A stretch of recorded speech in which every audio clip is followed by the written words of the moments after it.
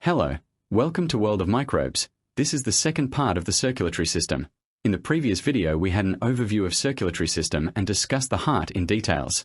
In this video we will discuss about blood, its components, types as well as conditions and disorders in detail.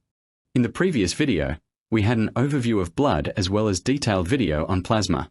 Previously, we have discussed that blood is a specialized bodily fluid that makes up about 7 to 8% of your total body weight. It consists of two main portions, liquid plasma 55% and cellular components 45%. This straw-colored, liquid matrix serves as the suspension medium for blood cells named plasma. Plasma contains water, which makes up about 92% of the plasma volume. Proteins, includes albumin, maintains pressure, globulins, immunity, and fibrinogen, blood clotting. Dissolved substances, contains glucose, electrolytes, for example sodium, potassium, hormones, and waste products, for example urea, carbon dioxide. Other ones are cellular components. These formed elements are produced primarily in the bone marrow.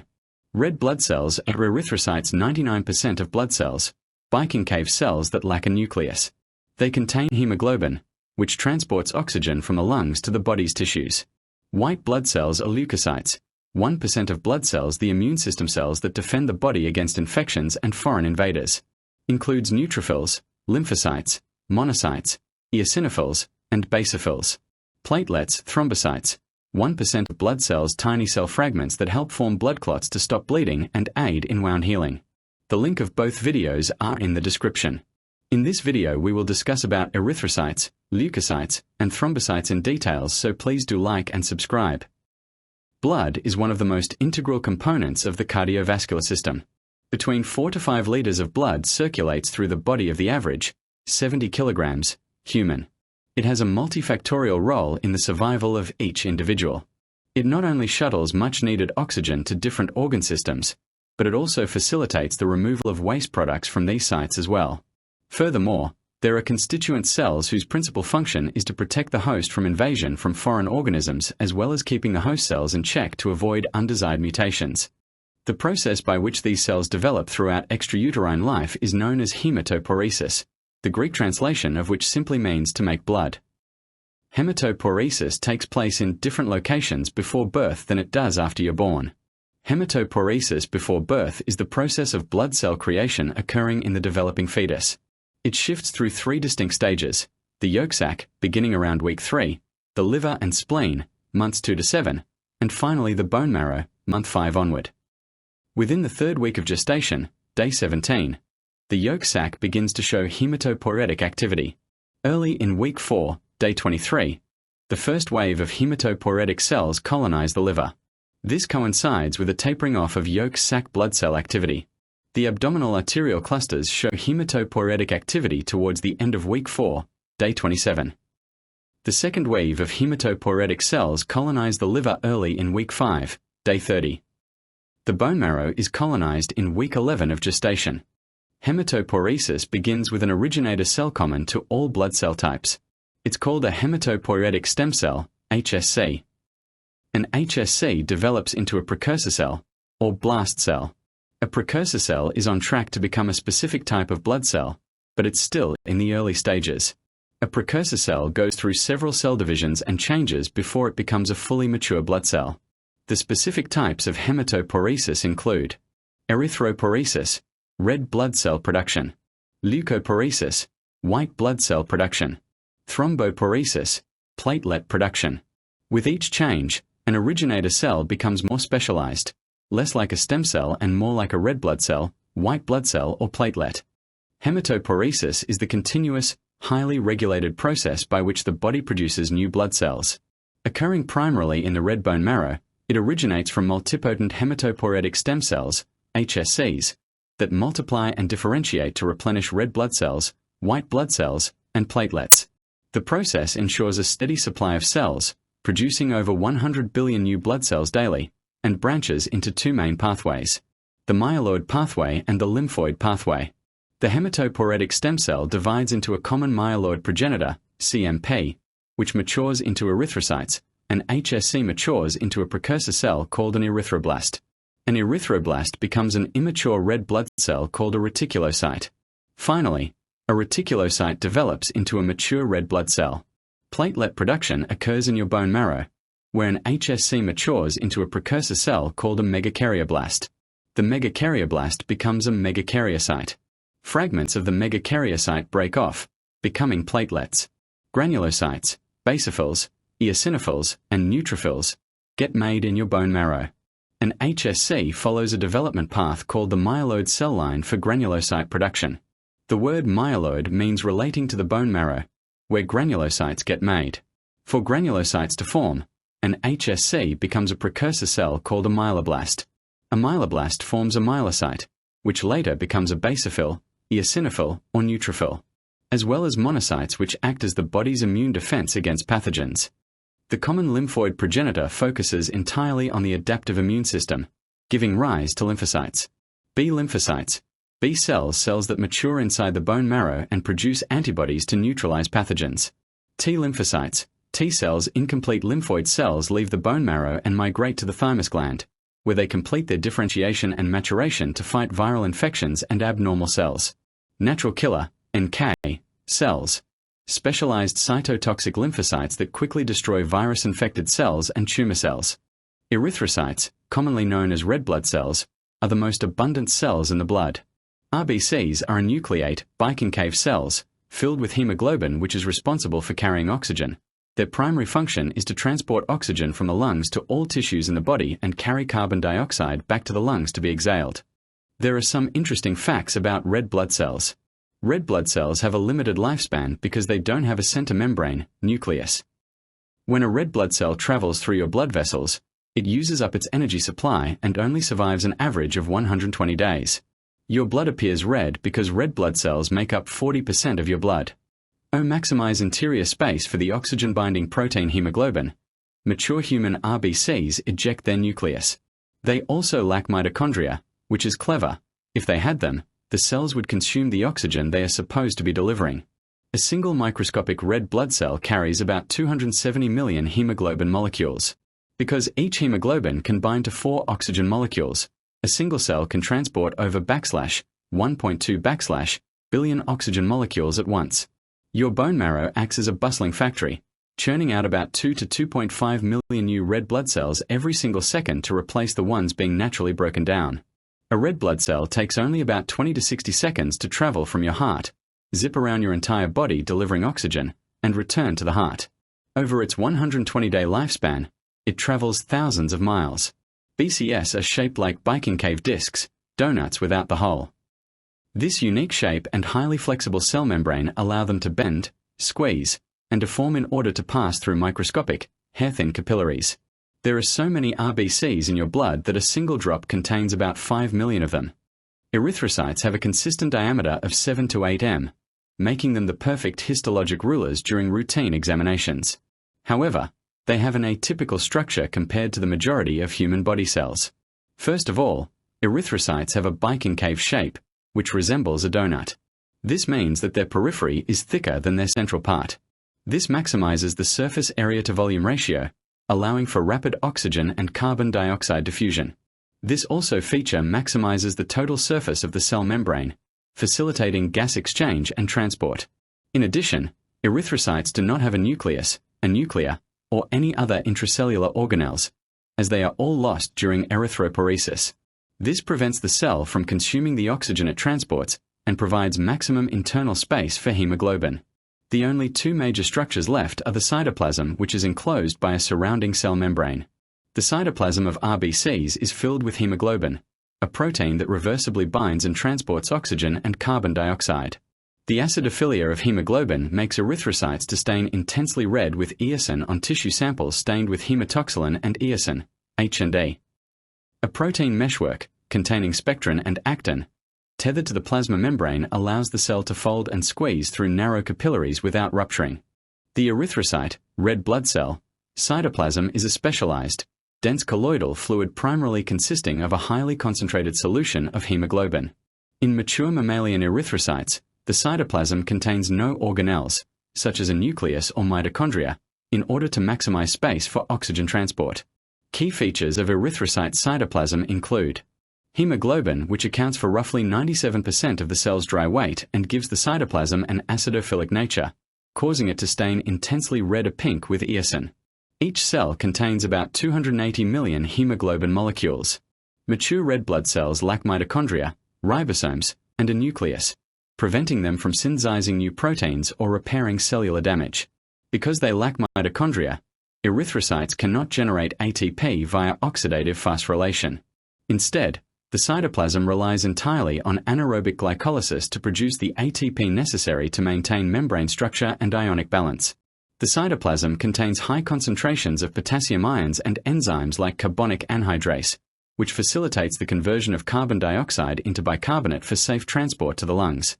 Hemoglobin is an iron-rich protein in red blood cells that transports oxygen from the lungs to the rest of the body and carries carbon dioxide back to the lungs. It is responsible for the blood's red color and is essential for cellular energy production. Hemoglobin forms an unstable reversible bond with oxygen. In the oxygenated state, it is called oxyhemoglobin and is bright red. In the reduced state, it is purplish blue. Hemoglobin develops in cells in the bone marrow that become red blood cells.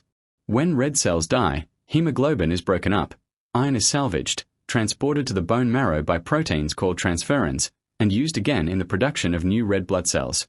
The remainder of the hemoglobin forms the basis of bilirubin, a chemical that is excreted into the bile and gives the feces their characteristic yellow-brown color. Hemoglobin is a complex, globular metalloprotein found in red blood cells that is responsible for oxygen transport. It features a classic quaternary structure composed of 4 polypeptide subunits, globins, and 4 non-protein heme groups, which allow a single molecule to bind and transport up to 4 oxygen molecules. The standard adult hemoglobin, HbA, molecule is structured in the following levels. 1. Quaternary structure, the tetramer. Adult hemoglobin is a heterotetramer, meaning it consists of 4 distinct globin chains arranged in 2 identical halves, 2 alpha chains, 141 amino acids each, 2 beta chains, 146 amino acids each. These 4 subunits are grouped into 2 dimers alpha-1 beta-1 and alpha-2 beta-2. The bonds within each dimer are very strong, hydrophobic interactions, while the bonds connecting the 2 dimers are much weaker, ionic and hydrogen bonds. 2. Tertiary structure, 3D folding. Each individual globin chain folds into a precise 3-dimensional shape. Each chain contains 8 alpha helices connected by non-helical segments. This specialized folding creates a hydrophobic pocket designed to securely hold a heme group. 3. The heme group. Wedged inside the center of each of the 4 polypeptide chains is a heme group, which gives hemoglobin, and blood, its characteristic red color. The heme group consists of protoporphyrin IX, a complex, ring-like organic structure, an iron-ion Fe2+, positioned directly in the center of the porphyrin ring. The ion must be in the ferrous Fe2+ state to bind oxygen. The oxygen binding mechanism. Each of the 4 iron atoms can bind to one oxygen molecule O2 reversibly. T-state, tense in its deoxygenated form. The protein subunits are held tightly together by a network of ionic bonds. This state has a low affinity for oxygen. R-state, relaxed when oxygen binds to the first heme group, the structure slightly shifts and relaxes, breaking some of the intersubunit bonds. This conformational shift dramatically increases the protein's affinity for oxygen, making it easier for the remaining subunits to load up on \O_2. This phenomenon is known as cooperative binding. The erythrocyte, red blood cell, membrane is a specialized, flexible lipid bilayer composed of approximately 50% protein, 40% lipid, and 10% carbohydrate. It acts as a durable, elastic container for hemoglobin, allowing the cell to endure shear stress and repeatedly squeeze through tiny capillaries without losing its integrity. These properties are critical for the RBC to survive in circulation for approximately 120 days during numerous cycles, approximately 75,000, and passages through narrow veins and sinusoids in the spleen. The RBC accomplishes this goal without intracellular machinery to repair damage. The multiple connections between the membrane skeleton and the lipid bilayer cause the bilayer to follow the contours of the membrane skeleton. Together, the membrane skeleton and lipid bilayer give the erythrocyte shape and resilience. The membrane relies on a highly organized structure to maintain its signature biconcave shape. This architecture is built upon 3 primary components. First one is The lipid bilayer, which contains roughly equal parts of cholesterol and phospholipids. The ratio of cholesterol to phospholipids strictly controls membrane fluidity. Disruption of this balance leads to misshapen cells and a shortened lifespan. The arrangement of lipid bilayer is asymmetric. Choline-containing phospholipids, like phosphatidylcholine and sphingomyelin, primarily populate the outer surface, while aminophospholipids, such as phosphatidylethanolamine and phosphatidylserine, are concentrated on the inner surface. In healthy cells, this asymmetry is strictly regulated. If phosphatidylserine flips to the outer layer, it serves as an eat-me signal for macrophages, initiating programmed cell clearance. Proteins within the erythrocyte membrane are organized as multi-protein complexes and are classified into two main groups. First one are integral, transmembrane, proteins. These proteins span the entire thickness of the lipid bilayer and manage transport, cellular signaling, and blood type expression. These proteins include: number 1 is band 3, anion exchanger 1, the most abundant integral protein. It acts as a channel exchanging bicarbonate for chloride ions to facilitate tissue CO2 transport to the lungs. It also serves as a crucial anchoring site for the internal skeleton. Glycophorins, A, B, C, and D heavy, sialic acid-rich glycoproteins that extend outwards. They impart a strong negative charge to the cell surface, preventing red blood cells from adhering to one another or to blood vessel walls. Antigen expression. Integral proteins express the carbohydrates and peptides that dictate ABO and Rh blood group systems. Last one are peripheral, skeletal, proteins. These structural proteins reside strictly on the inner cytoplasmic side of the membrane. Instead of penetrating the lipids, they form a highly flexible, hexagonal, horizontal meshwork known as the membrane cytoskeleton. Spectrin alpha and beta chains the primary structural component of the cytoskeleton, forming long, spring-like tetramers. Actin and protein 4.1R form the junctional complexes that link the ends of the spectrin filaments together. Ankyrin, a massive adapter protein complex that vertically tethers the spectrin network directly to the integral band 3 proteins in the lipid bilayer. Because the lipid bilayer relies entirely on its vertical and horizontal protein links to maintain its structure, mutations in these structural genes cause the membrane to destabilize. This results in a loss of cell deformability, leading to hereditary hemolytic anemias. Hereditary spherocytosis, caused by defects in ankyrin, spectrin, or band 3. The vertical tethering fails, causing the cell membrane to peel off in microvesicles. The cell shrinks into a fragile, rigid sphere, spherocyte, that gets destroyed by the spleen.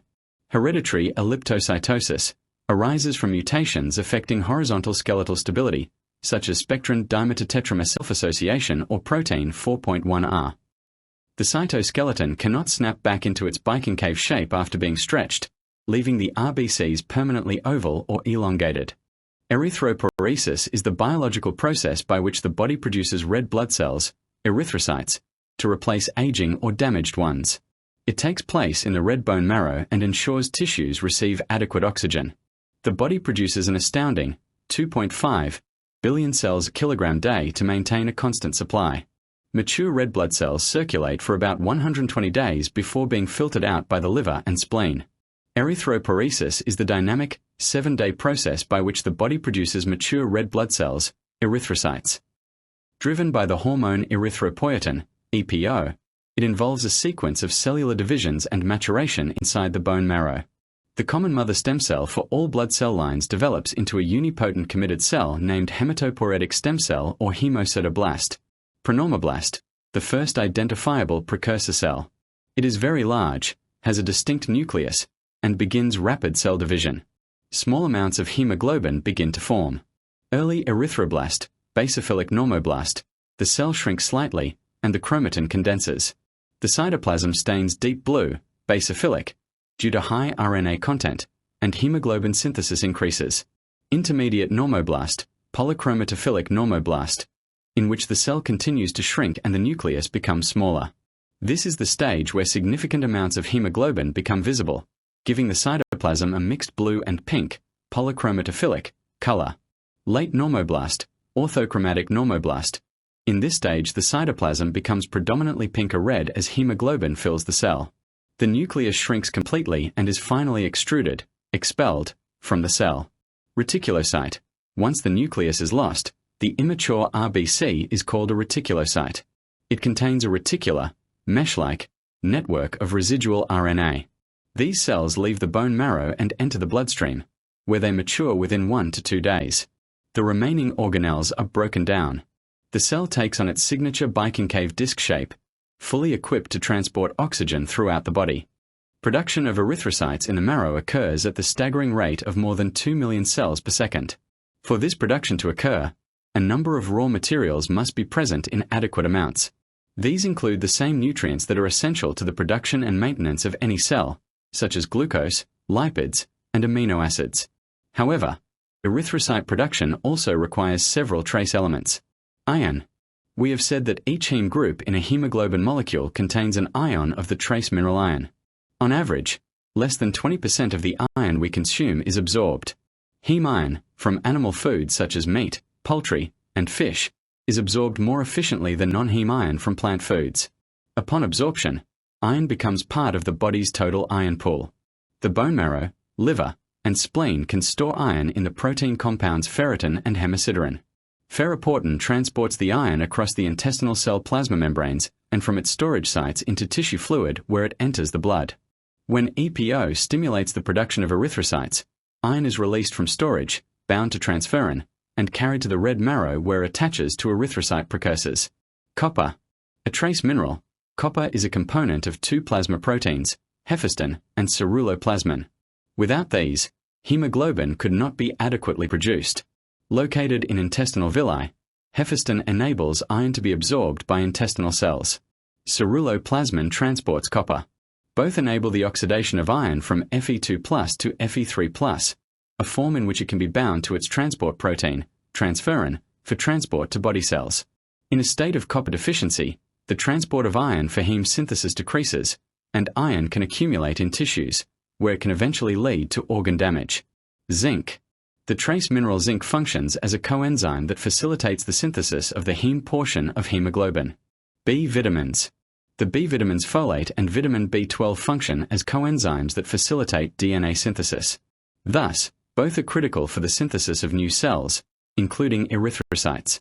Erythrocytes live up to 120 days in circulation, after which the worn-out cells are removed by a type of myeloid phagocytic cell called a macrophage, located primarily within the bone marrow, liver, and spleen. The components of the degraded erythrocytes' hemoglobin are further processed as follows. Globin, the protein portion of hemoglobin, is broken down into amino acids, which can be sent back to the bone marrow to be used in the production of new erythrocytes.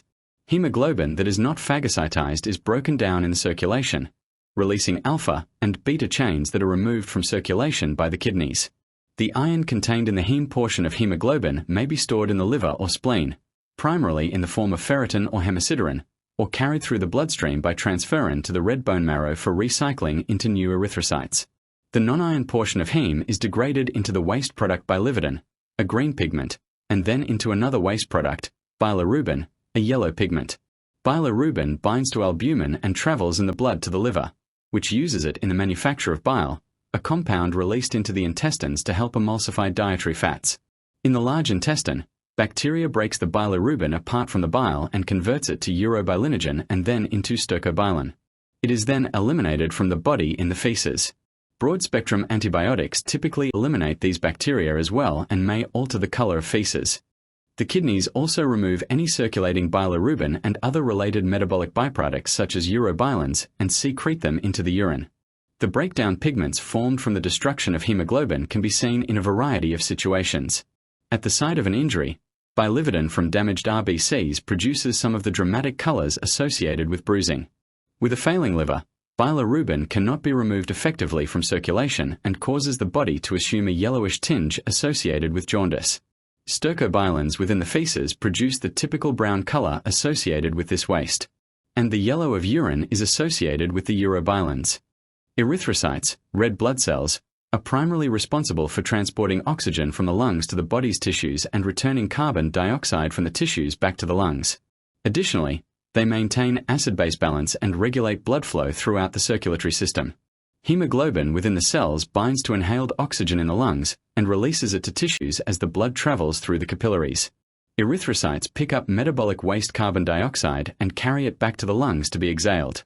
They contain an enzyme that helps convert carbon dioxide into bicarbonate, which acts as a crucial buffer to regulate blood pH. The sheer number and small, flexible biconcave shape of erythrocytes help maintain proper blood viscosity and enable them to squeeze through narrow capillaries. Emerging research indicates they play a role in innate immunity by interacting with pathogens and regulating inflammatory responses. A red blood cell, RBC, count measures the number of red blood cells, also known as erythrocytes, in your blood. Red blood cells are made in your bone marrow, the spongy tissue inside your large bones. They contain hemoglobin, an iron-rich protein that carries oxygen from your lungs to every cell in your body. Your cells need oxygen to grow, reproduce, and make energy for you to function. An RBC count that is higher or lower than normal is often the first sign of an illness. So, the test may allow you to get treatment even before you have symptoms. A red blood cell, RBC, count is almost always part of a complete blood count, CBC, a group of tests that measures the number and type of cells in your blood. The RBC measurement is used to help diagnose red blood cell disorders, such as anemia, a condition in which your body does not make enough healthy red blood cells. The standard reference ranges for a red blood cell count can vary slightly depending on the laboratory and age. Men, 4.3 to 5.9 million cells per microliter of blood. Women, 3.5 to 5.5 million cells per microliter of blood. Children, 4.0 to 5.5 million cells per microliter of blood. A red blood cell, RBC, count measures your body's oxygen carrying capacity. Doctors order it to diagnose, evaluate, or monitor conditions like anemia, bone marrow disorders, or kidney disease, and to investigate unexplained symptoms such as chronic fatigue, dizziness, or shortness of breath. A red blood cell count is typically performed as part of a complete blood count, CBC. Your healthcare provider may recommend this test too. Investigate symptoms. Persistent fatigue, weakness, pale skin, headaches, or rapid heartbeat can indicate a low RBC count, anemia. Dizziness or vision problems might point to an excessively high count. Monitor chronic illnesses. It helps track the progression or treatment of conditions that affect blood cell production, such as chronic kidney disease or bleeding disorders. Assess treatments. It measures blood health during therapies that impact blood cell counts, such as chemotherapy. Routine checkup. It is often included as a standard part of overall wellness exams. Dehydration. Heart disease. Polycythemia vera, a disease which causes your bone marrow to make too many red blood cells. Scarring of the lungs, often due to cigarette smoking. Lung disease. Kidney cancer. Sleep apnea, a disorder that causes you to repeatedly stop breathing during sleep. Misuse of certain drugs for athletic performance, such as anabolic steroids, and living at a high altitude can also cause a high red blood cell count. Talk to your healthcare provider if you have questions about your results. Your provider will consider your symptoms, medical history, and the results of other blood tests to understand your red blood cell count results. The detailed video regarding these diseases will be uploaded in our channel soon. Please do like and subscribe.